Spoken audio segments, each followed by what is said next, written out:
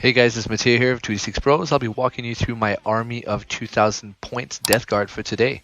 The play company that I'm using is the Mortarian's Anvil play company.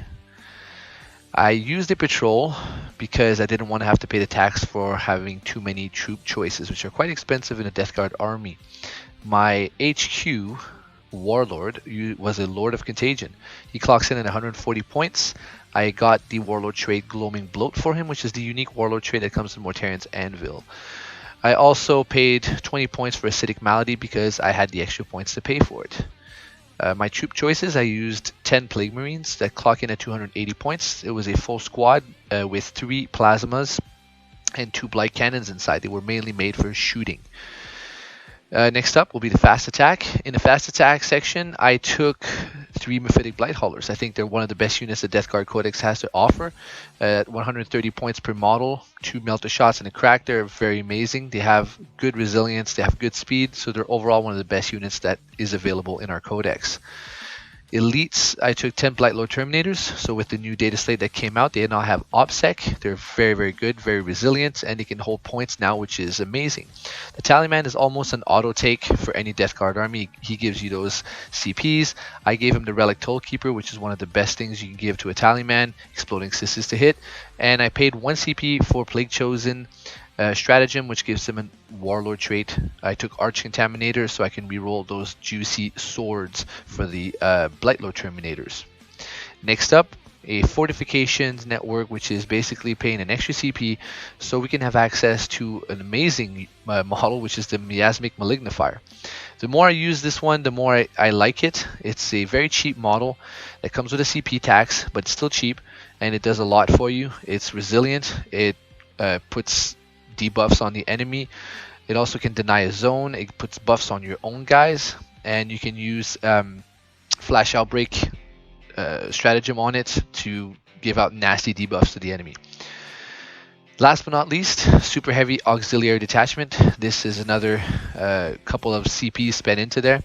I just wanted to bring in a Knight Despoiler. I wanted to try him out. We use the rules with the new Knights Codex, the Chaos Knights Codex. So I took him with a Battle Cannon, Gatling Cannon, Ruined Spear Rocket Pod to sit him in the back and just shoot and give fire support. That's the whole purpose of the Knight. So we're going to try them out and see if they're any valid in this new edition. So that's it for the 2000 points list. I'm going to start off with 7 CPs. Hey guys, what's up? Now it's my turn to talk you through my army list. I'm playing Blood Angels as always, and my list is 1998 points. And I will start the game with 8 CP, means I was spending 4 to create this list. I'm playing a battalion because I really like the Space Marine troop choices, especially the Phobos units, because they give you a lot of options during the game. But first up, we start with the HQs. So the first one is a Librarian Dreadnought. He comes with 180 points. He got 2 Warlord traits. One is Gift of Foresight, the other one is Psychic Mastery. Being a Chief Librarian, he can have 3 Psychic Powers. One is Quickening, the other one is Unleash Rage. Then, last but not least, Wings of Sanguinius. He's going to be one of my beatsticks. Next up is a Tech Marine. He is Master of the Forge. He got a relic which is Quake Bolts. Together with a bolt gun I gave him, he can shoot within 24 inch one enemy unit, and if I make a hit with a Quake Bolt, it is felt and I can have a +1 to hit in melee combat, maybe with my Librarian Dreadnought. Last but not least is a Lieutenant with 120 points. He got another relic, Armor Indomitus. He also got a Thunder Hammer and a Inferno Pistol, also a jump pack. He's going to jump around through my units to give this juicy 6-inch bubble of rerolling once to wound. I really love this aura. It's just making your wounding more reliable, even being Blood Angels. Then next up are the troop choices. We have here 2x5 Incursors. I love Phobos units, especially because of their guerrilla deployment stratagem. I use this one actually in every game I play. My third troop choice are Tactical Marines. Many people would say, oh my god, what are you doing with Tactical Marines actually? They can work. I will show you later how. Then we go into the elite section. Here we have 2 times an ironclad dreadnought with seismic hammer.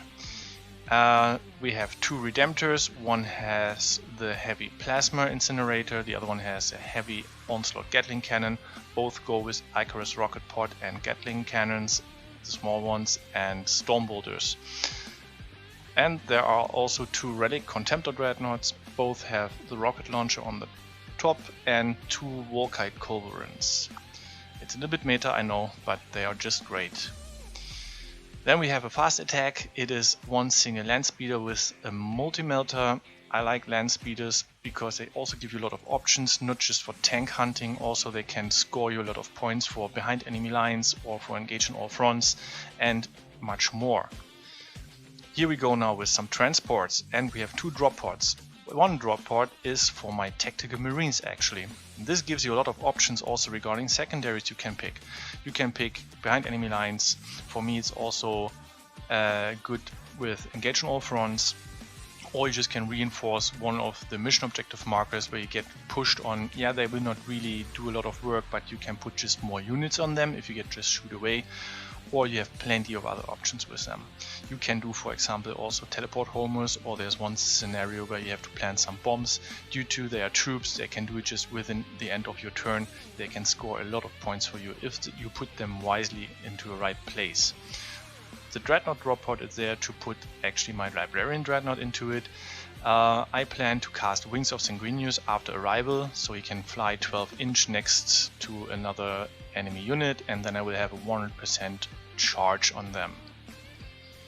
Last but not least, my Agents of the Imperium, Voidsmen at Arms, 6 guys for 48 points. They are also going for 1 CP later into the Teleportarium, so I can deep strike them in the second or third turn anywhere on the board. Of course 9-inch away from enemy units. They just give me also a lot of options to reinforce somewhere a mission objective marker, score behind enemy lines, or engage on all fronts, or. They can do a lot, and for 48 points it's quite a bargain. That's my army list. Let's see how they do in the game. Let's have a look into the mission briefing. About Tim's secondaries, my secondaries, I choose Oaths of Moment, Engage on all fronts, and Retrieve Nakmund data. Matt's secondaries are To the Last, Raise the Banners High, and Stranglehold. We already rolled off, and I choose to be the defender. I choose this player A deployment zone, and Matt had to deploy in player B zone. Last but not least, let's have a look onto the map, onto the table. How did we build it and which kind of scenery did we choose? So first we can see here the players' deployment zones, and on the bottom left hand side the Blood Angels are deploying, and the upper right hand side the Death Guard. All terrain pieces are considered to be large ruins. That means they got the following traits: they are scalable, reachable, light cover, defensible, and they are obscuring.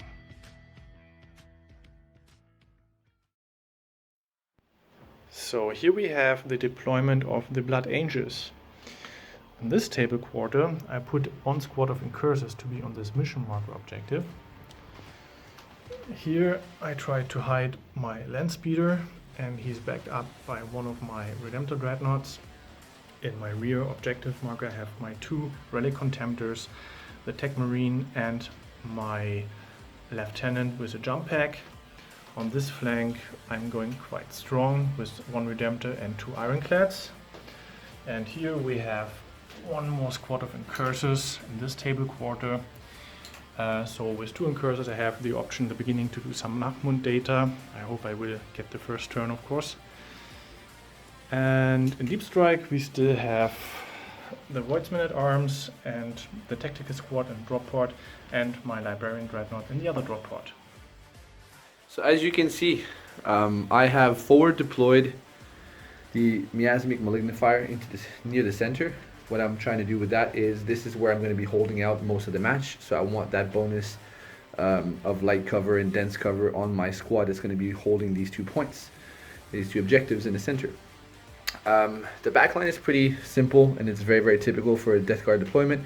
I've got the Blightlord Terminators as close as possible on the backline so they can just make a run for it directly to the center and control the center from my opponent.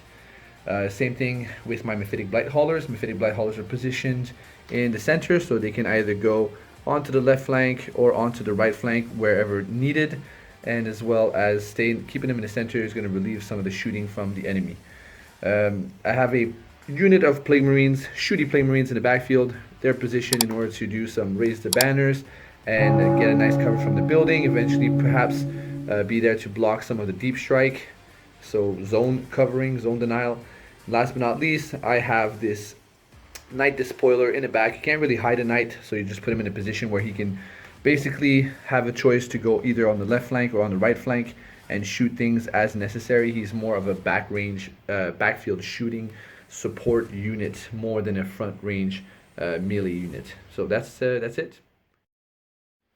Okay, turn 1 Blood Angels finished. I won the roll-off. So what happened? I did the Nagmun data with my incursors in this quadrant here, and I moved my land speeder to here. I moved out my Rally Contempt and one Redemptor Dreadnought to this side. I started to shoot on this furnace. I took down a lot of wounds, but it still remains with 4. I had some bad luck with my crack grenades actually, but it's fine. On this side, I went forward with my wave of Ironclads and one Redemptor to have a look for this mission objective marker. Not much happened yet. Scored a few points for engage on all fronts, maybe some more for Oath of Moment. Let's see later. Alright, so after turn 1 of the Death Guard, basically as you can see, most of my army has moved downfield towards the center, so the Blightlord Terminators had advanced. The Mephitic Blight Haulers also moved, they didn't advance. They were able to actually kill a Ironclad Dreadnought, which was coming right at me. The unit of Mephitic Blight Haulers, and they're going to declare all their attacks onto this Dreadnought right there, which is, I think, an Ironclad. Yes, then roll. These bad boys are hitting on 3s. So 1, 2, 3, 4, 5, 6 melt the shots without any possibilities for rerolls. So that is 2 misses. And these are strength 8 meltas. Your Toughness chi is 8, so moving on 4. So that is 3 wounds, AP minus 4 for melta. AP minus 3, so 6 up. So that's 3d6. We're not within melta range, so it's only a flat 3d6. And here we go. That is 6, 7, 8, 9, 10, 11, 12, 13 wounds. Like 7, yeah. 10 wounds total because you have minus 1. Does he explode? No, Nope. he doesn't. All right. My Plague Marine were actually stayed there and bunkered down inside the building and performed a raise the banners high. My Knight Despoiler stepped back a little bit and took some pot shots over there at the unit of incursors that is hidden inside this building, and also was lucky and eliminated the land speeder with a melta in the back. Other than that, yeah, that was pretty much the point. I'm trying to get to the center, and we'll see on turn 2 if I can make it there alive. Okay, after turn 2 of the Blood Angels, in the movement phase, I decided to come down with my draw port here to reinforce this point. Because I only had 3 incursors left and my Dreadnought is still far away to go here, so I was afraid he would shoot off the rest of the 3, and then I would not be able to score anymore. Now it's at least harder to get me off from this point here. The rest of them just moved a bit closer to each other to have all my rerolls from the auras, from Wisdom of the Ancients, and from my tactical precision from the Lieutenant. I was shooting a bit. I finally destroyed this stupid oven. I put a few wounds on the Mephitic Blight Haulers.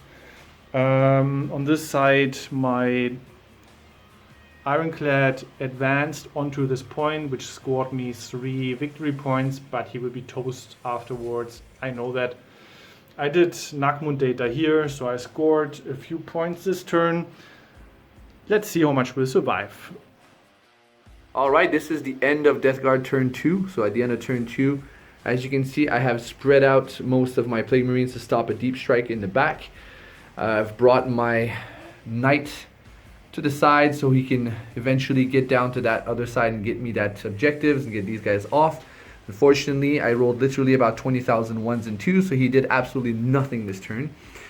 Over here with the Blight Lords, they have taken over the 2 center objectives. And with the help of the Tallyman and with the help of everybody else, they have actually successfully planted 2 banners here. This unit of Mephitic Blight Haulers went down to the edge on the right flank, took out the Dreadnought, the Ironclad that was on the point. A unit of 3 Mephitic Blight Haulers are declaring 6 Melta shots into the Ironclad and 3 crack missiles into the Redemptor Dreadnought that is right behind them. Good. I played for 1 CP smoke screen with my Ironclad, so he is -1 to hit. And on 4s. So 1, 2, 3 failed. That's exactly 50%. And That's 2 2 6, threes, so yeah. on 4s. Mm-hmm. So that's 2 wounds. Okay. AP Six -4. up. AP -3. Come on. No. So, 2. D6 plus 2 each. So 5. I'm going to CPB roll this one. If you don't mind. Yeah, do it. So here we go. So that's a 4, 5, 6, 4, 5, 6. So 5 and 5 is 10. Yeah, it's toast. Does he blow up? Of course he will. And yeah, he does. Good. Gave a couple of shots onto the Dreadnought in the back, but did not do anything yet. So far on turn 2, have a lot of catching up to do, but if anybody can do it, it's the Death Guard.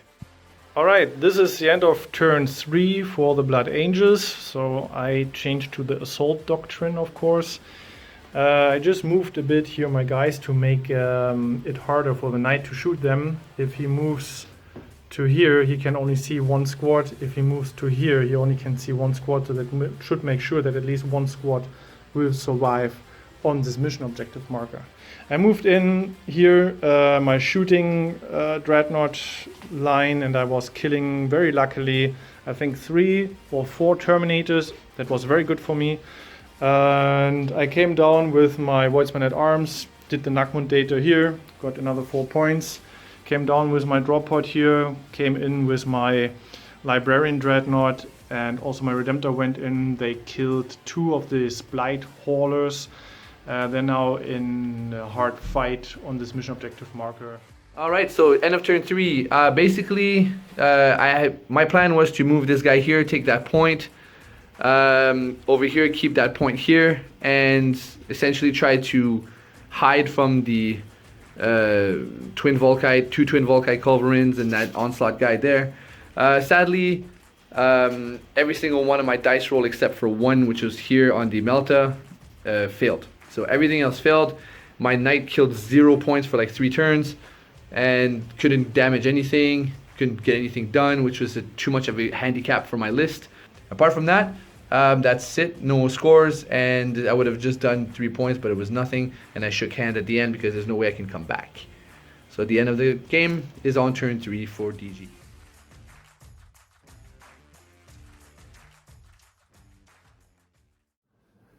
Hey guys, so this is the post-game talk, the talk off, however to call it. Game is done, game is finished, and we are just here to say what went good and what went wrong, and I think we are going to talk mostly about dice rolls. Yeah, that was a crazy dice roll game actually. Anyways, maybe let me start before we go to the shitty dice. I think I had an okay game. My rolls were average actually. Yeah. I think it was not good and not bad. It was average. Yeah. I was okay with it. I played my secondaries, was okay I guess. It went so far so good. And my MVP, who did best in the game, was of course like my Relic Contempt Dreadnoughts, where like. And you had 2 of those. I had 2, yeah. They did good. And I mean, I put them in a bubble of rerolling ones to hit and rerolling ones to wound. And plus 1 to hit on 1. Plus 1 to hit on 1 of them, yes. So this is what I always do, have 1 Tech Marine around to do the Awakening in your command phase. Tactic. Lieutenant around, of course. With a jump pack this time, I didn't need it actually, but I wasn't sure, so in case I can jump in somewhere else. And of course, push 1 grad to Wisdom of the Ancients, rerolling ones to hit, 6-inch bubble. Very effective, very good. I was quite happy with it. Yeah, definitely. So, how was it for you? Like, dice were bad. They were abysmal. Yeah. They were absolutely insane, game breaking. Aside from that though, if I take a more like tactical overview approach of what happened. So there's a couple of things I could draw a conclusion to. Number one, I think that Death Guard don't need allies in their army in order to make them viable. So yeah, and basically for me, I think right now in this current in this current iteration of the rules for Death Guard, I think most matches like Mephitic Blight Haulers. So I have to say these guys are really awesome. I like them a lot. Yeah. And actually not because I hate them playing against them, but They're terrifying. They have a 5-up invuln, they have 9 wounds, okay, 3-up save, okay, well, but it's Death Guard, and it's so they have armor protect, -1 damage, Yeah. they have a multi-melter, they have crack grenades. Well, and there was a stratagem to reduce all the shooting attacks by 1. Yeah. Which was also very good. I mean, I was shooting very often crack grenades at them, and instead of having 2 crack grenades, you only have 1. Instead of having like 4 plasma shots, it's only 3. Or if Looks someone's like- shooting at you with multi-meltas, 2 shots, 1. Yeah. So that's half the damage output of multi-meltas. Yeah, That's crazy. So it sounds in first place, it sounds like nothing, but remember, most of the heavy weapons don't have so many shots. Exactly. So exactly the heavy weapons you want to reduce attacks, and this is perfect. It Yeah. costs 2 CP, but I feel it's very worth it. Definitely on a unit of 3, and it's boosted with 4+ invul. Like the things you can do to them is amazing. So they're definitely MVPs for most of my games right now. I love them.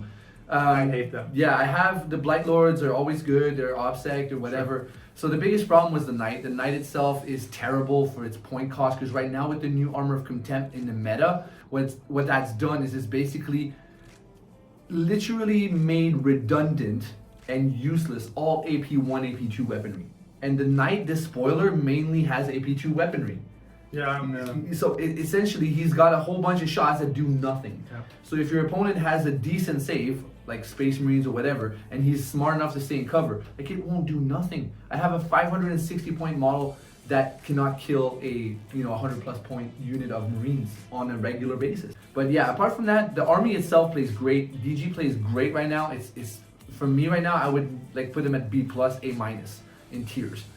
But you cannot ally big knights into them. It'll completely ruin the army because it's a fourth of your army that does nothing. So it was a great game. I got my ass handed to me. So it was a very good show and tell. I learned a very valuable lesson for the knights. So I know kind of what to do, what not to do with them anymore. And yeah, next game is going to be even better. Yep. Congrats, man. All right, guys. See you next time. See you next time. And don't forget, like and subscribe. Absolutely. Don't forget that.